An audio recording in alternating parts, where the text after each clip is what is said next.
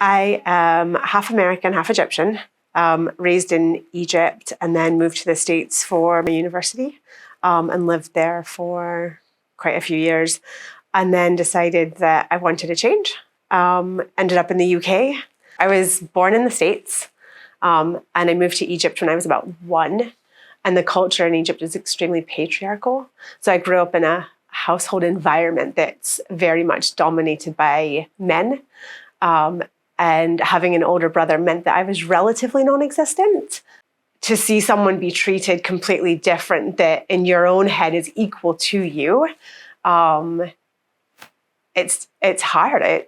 It's difficult. And you have to overcome that in your own way. And mine was to be very vocal about it. So I was in trouble a lot as a child.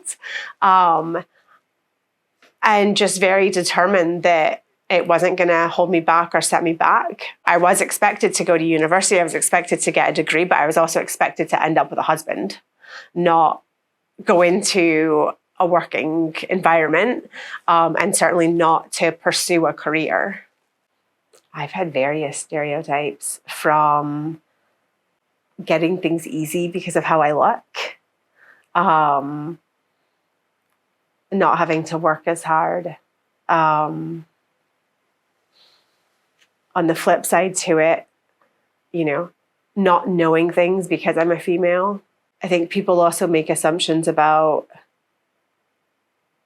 my race and the culture that I grew up in because they don't necessarily look at me and see it. So they just make an assumption about my upbringing. And then the converse to that is when they do know your upbringing and your education, and then they think that, you had everything paved ahead of you without knowing actually the challenges that you've had to face. So they're probably much more subtle stereotypes, but I would say that they still can penetrate quite deeply. Because of my gregarious nature, it gets mistaken for kindness. And so you're not able to lead a team because, you're bubbly and you're outgoing and you're fun and you bring this different style to work. And they're like, oh, she's still young. She still needs to learn.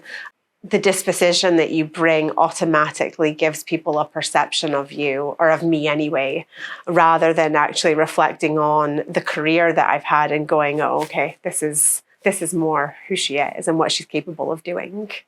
I think even in meetings now in the professional world, you get excluded. You're in the room and you're excluded from the conversation. You're spoken over, you're interrupted, you make a comment, it's not taken on board.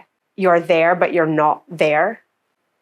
I think when you're in a meeting and someone can see that you have a point to raise and you try to get that point across and you're never given the opportunity, and someone actually stops the meeting and say, did you want to say something, and actually gives you the time to say what you want to say, to get your message across. It's being given the space to be heard. And it makes you feel that you should be there. It means that every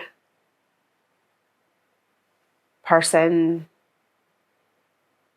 is of equal value and can bring their authentic self to whatever place they're going to. Yeah, being comfortable to bring who you are and being valued for who you are. I try to go out of my way to support everybody to make sure that, if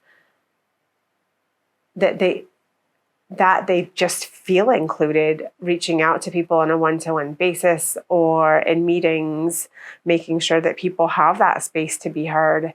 It's about not just being there for a tick box exercise, or not just being there because they were on a list. It's because they're going to add value and their value is important. It's really understanding people more than just who they are and their job title, and and the depth behind them is what's important, and how you can get more out of them.